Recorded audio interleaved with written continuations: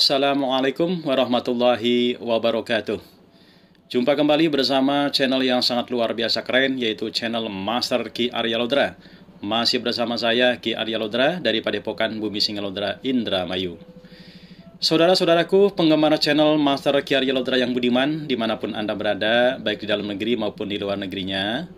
Di kesempatan yang berbahagia ini, saya akan melanjutkan pembahasan tentang visualisasi kreatif. Kalau di video sebelumnya, di part 1, membahas tentang apa itu visualisasi kreatif. Nah, di video kedua ini, atau di part 2 ini, saya akan membahas tentang bagaimana cara kerja visualisasi kreatif. Oh ya, saudara-saudara, saya doakan Anda semuanya yang bergabung di dalam video ini, ya. Saya doakan agar Anda semuanya selalu sehat, bahagia, sejahtera, dan berkelimpahan rezeki. Amin ya robbal alamin. Oke, saudara-saudara, sebelum itu pastikan Anda sudah subscribe, like, komen yang positif, ya. Dan kemudian bila dirasakan video ini bermanfaat, Anda bisa share video ini sebanyak-banyaknya. Oke ya, sekarang saya akan bahas bagaimana cara kerja visualisasi kreatif. Saudara-saudara, untuk memahami cara kerja visualisasi kreatif, sangat bermanfaat mencermati beberapa prinsip yang saling berkaitan, yang akan saya jelaskan ini ya. Alam fisik itu merupakan medan energi. Oke, saya ulangi ya. Alam fisik itu merupakan medan energi. Saudara-saudara, dewasa ini dunia ilmiah mulai menemukan apa yang telah diketahui oleh para guru spiritual dan metafisika selama berabad-abad yang lalu. Alam fisik kita sebenarnya bukanlah sekedar komposisi materi-materi belaka. Alam semesta sesungguhnya tersusun atas kekuatan atau inti yang kita sebut sebagai energi. Segala hal tampak sebagai hal padat dan terpisah satu sama lain pada tingkat di mana indera-indera fisik kita biasa menyerapnya. Namun, pada tingkat yang lebih murni, yaitu pada tingkat atomik atau subatomik, benda-benda yang tampaknya padat dan terpisah satu sama lain itu sebenarnya merupakan partikel-partikel yang semakin lama semakin kecil dalam partikel-partikel. Yang selanjutnya, yang tersisa hanyalah energi murni. Kemudian, secara fisik, kita semua adalah energi. Dan segala sesuatu yang berada dalam diri kita dan di sekitar kita tersusun atas energi-energi. Kita semua bagian dari medan energi yang sangat besar. Hal-hal yang kita terima sebagai hal yang padat dan terpisah satu sama lain dalam realitas ini sesungguhnya merupakan bentuk-bentuk yang beragam, energi inti yang sangat biasa bagi kita semua. Kita semua adalah satu, bahkan dalam arti harfiah dan fisik sekalipun. Energi ini bersifat memancar dalam berbagai tingkat kecepatan yang berbeda-beda. Dan dengan demikian, energi ini memiliki kualitas-kualitas yang berbeda pula, dari yang paling halus sampai yang paling padat. Pikiran merupakan bentuk energi cahaya yang relatif halus dan ringan, dan oleh karenanya pikiran sangat cepat berubah dengan mudah.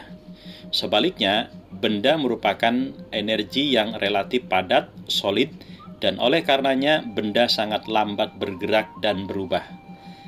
Dalam benda itu sendiri juga terdapat berbagai macam variasi energi. Ikan yang bergerak di air merupakan bentuk energi relatif halus, bergerak dengan cepat dan mudah sekali terpengaruh oleh benda-benda lain yang ada di sekitarnya. Sebaliknya, batu merupakan bentuk energi yang jauh lebih padat, lambat berubah, dan lebih sulit terkena pengaruh-pengaruh eksternal. Meski begitu, batu pada akhirnya akan berubah dan terpengaruh oleh, sebagai contoh, energi air yang halus dan ringan. Semua bentuk energi saling berkaitan dan dapat mempengaruhi satu sama lainnya. Energi itu bersifat magnetis. Saya ulangi, energi itu bersifat magnetis. Salah satu hukum energi adalah bahwa energi dari suatu kualitas atau vibrasi tertentu cenderung menarik energi dari suatu kualitas dan vibrasi yang sama. Pikiran-pikiran dan perasaan-perasaan memiliki energi magnetisnya sendiri yang menarik energi yang memiliki sifat yang sama. Kita bisa melihat prinsip ini di tempat kerja sebagai contoh ketika kita secara kebetulan bertemu dengan orang yang baru saja kita pikirkan, atau secara kebetulan membuka halaman buku yang dengan tepat memuat informasi yang kita butuhkan saat itu, atau secara kebetulan Anda menyimak video ini yang sebelumnya barangkali Anda mencari informasi yang sedang saya sampaikan ini. Kemudian, bentuk mengikuti gagasan. Saya ulangi, bentuk mengikuti gagasan. Pikiran merupakan bentuk energi yang mudah bergerak, ringan dan cepat. Ia terbentuk secara spontan, tidak seperti bentuk-bentuk yang lebih padat seperti benda. Ketika kita menciptakan sesuatu, kita selalu menciptakannya pertama-tama dalam suatu bentuk pikiran. Sebuah pikiran atau gagasan selalu mendahului perwujudan atau manifestasi. Saya akan menyiapkan santap malam adalah gagasan yang mendahului sajian lengkap santap malam. Aku ingin memakai gaun baru adalah gagasan yang mendahului langkah Anda pergi ke butik dan membeli gaun yang Anda inginkan. Aku ingin bekerja mendahului langkah kita dalam mencari pekerjaan dan begitu seterusnya. Seorang pelukis menciptakan gagasan atau inspirasi, baru kemudian dia membuat lukisan seperti yang difikirkan. Seorang insinyur harus memilih terlebih dahulu rancang bangun, kemudian membangun gedung atau rumah. Gagasan tidak ubahnya cetak biru atau blueprint. Gagasan menciptakan suatu citra bentuk yang kemudian menarik dan membimbing energi fisik, mengalir ke dalam bentuk tersebut, dan yang akhirnya mewujudkannya dalam dataran fisik. Prinsip yang sama ini juga berlaku meski kita tidak mengambil tindakan-tindakan fisik secara langsung untuk mewujudkan gagasan-gagasan kita. Hanya dengan mengungkapkan gagasan atau pikiran, menyimpannya dalam pikiran Anda sudah merupakan suatu energi yang akan cenderung menarik dan menciptakan bentuk tersebut dalam dataran fisik. Jika Anda secara terus-menerus berpikir bahwa Anda sakit, pada akhirnya Anda akan jatuh sakit. Jika Anda percaya bahwa diri Anda cantik, tampan, Anda pasti terlihat cantik dan tampan. Jika Anda membayangkan terus keberlimpahan, berlimpah dengan uang, hidup sejahtera, berkelimpahan harta benda, maka yang terjadi adalah seperti itu. Hidup Anda insya Allah betul-betul berlimpah dengan uang. Jika Anda terus berpikir, membayangkan usaha Anda maju, sukses, berlimpah pembeli, berlimpah uang, maka yang terjadi adalah seperti yang Anda pikirkan, yang Anda bayangkan, jualan Anda laris, dan seterusnya dan seterusnya. Kemudian, hukum radiasi dan tarikan. Saya ulangi, hukum radiasi dan tarikan. Ini adalah prinsip yang mengatakan bahwa apapun yang Anda lemparkan ke alam semesta ini akan berbalik kepada diri Anda sendiri. Apa yang Anda tanam adalah apa yang akan Anda panen. Dari sudut pandang praktis, prinsip ini berarti bahwa kita selalu menarik ke dalam hidup kita sesuatu yang paling sering kita pikirkan, sesuatu yang kita sangat percayai, sesuatu yang paling kita harapkan, dan atau sesuatu yang paling kita impikan. Bila kita berpikir negatif, penuh ketakutan, kecemasan, atau kegambangan, kita akan cenderung menarik pengalaman-pengalaman, situasi-situasi, atau orang-orang yang selalu kita coba hindari.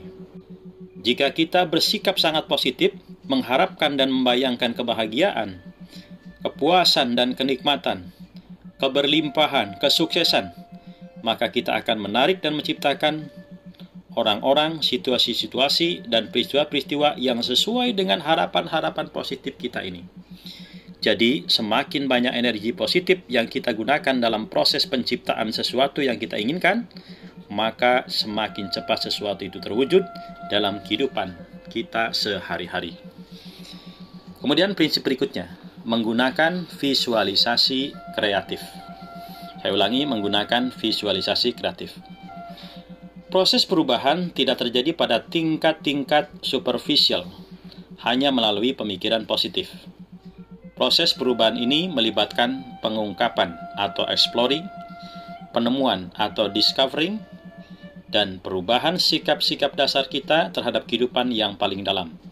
Inilah sebabnya mengapa belajar menggunakan visualisasi kreatif bisa menjadi suatu proses perkembangan pribadi yang konstruktif dan penuh makna. Dalam proses ini, kita sering menemukan cara-cara di mana kita selama ini mengungkung dan memenjara keinginan-keinginan, harapan-harapan, atau menghalangi diri kita sendiri dalam upaya untuk mencapai kepuasan dan pemenuhan hidup melalui ketakutan-ketakutan dan konsep-konsep negatif. Seperti yang terlihat dengan jelas dalam paparan yang tadi saya sampaikan, sikap-sikap yang mengungkung ini bisa dipecahkan melalui visualisasi kreatif, memberikan ruang gerak bagi diri kita untuk menemukan dan menghayati kebahagiaan, keberlimpahan, pemenuhan, dan cinta kasih yang alami. Pada tahap pertama, Anda bisa mempraktekkan visualisasi kreatif dalam waktu-waktu tertentu dan untuk tujuan-tujuan khusus pula. Begitu Anda terbiasa menggunakan visualisasi kreatif ini dan mulai mempercayai hasil-hasil yang bisa Anda rasakan, Anda akan menemukan bahwa proses ini menjadi bagian integral proses pemikiran Anda. Ia akan menjadi kesadaran berkesinambungan, suatu bentuk kesadaran di mana Anda menyadari bahwa Anda adalah pencipta sejati kehidupan Anda sendiri. Inilah tentunya. Itulah titik akhir visualisasi kreatif, menjadikan setiap saat dalam hidup Anda sebagai saat-saat penciptaan yang penuh makna, di mana Anda akan terus-menerus memilih pemenuhan kehidupan yang paling baik, yang paling indah, dan yang paling memuaskan yang pernah kita impikan. Oke, di akhir perjumpaan ini, ya mari kita sama-sama membayangkan hal-hal positif. Silakan duduk dengan rileks. Boleh duduk di lantai, boleh bersila, boleh selonjor, boleh disandarkan. Boleh duduk di kursi atau berbaring. Mata dipejamkan. Silakan tarik napas pelan dan panjang lewat hidung, gemakan Allah. Tahan di perut. Oke, tahan di perut. Yang punya MKS silakan baca MKS-nya satu kali. Kemudian hembuskan nafas pelan dan panjang lewat mulut, gemakan hu. Oke, silakan ulangi sampai 3 kali. Sampai betul-betul Anda merasakan rileks, tenang, nyaman, dan pasrah. Pasrah sepenuhnya kepada Sang Maha Pencipta, Allah Subhanahu wa Ta'ala. Biarkan mata tetap terpejam, hubungkan pikiran, perasaan, hati, dan jiwa raga Anda sepenuhnya kepada Allah Subhanahu wa Ta'ala. Oke, selanjutnya napas seperti biasa. Biarkan nafas keluar masuk lewat hidung dengan sangat nyaman. Niatkan nafas yang masuk menghirup energi positif dan nafas keluar niatkan membuang energi negatif yang ada dalam tubuh. Biarkan semakin pasrah memasuki alam bawah sadar Anda, memasuki alam batin Anda. Oke, bagus. Silakan afirmasikan, ucapkan kalimat-kalimat doa Anda sambil Anda bayangkan, rasakan apapun yang Anda afirmasikan itu sedang terjadi. Untuk memulai afirmasinya, Anda bisa mengikuti panduan saya. Katakan Bismillahirrahmanirrahim. Ya Allah, dengan segala kuasa-Mu ya Allah, aku ingin saat ini juga, silakan afirmasikan apapun yang Anda inginkan, ungkapkan dengan kalimat-kalimat positif, sampaikan yang Anda inginkan, minta pertolongan Allah Subhanahu wa Ta'ala. Bayangkan, rasakan yang Anda afirmasikan nyata terjadi. Lakukan.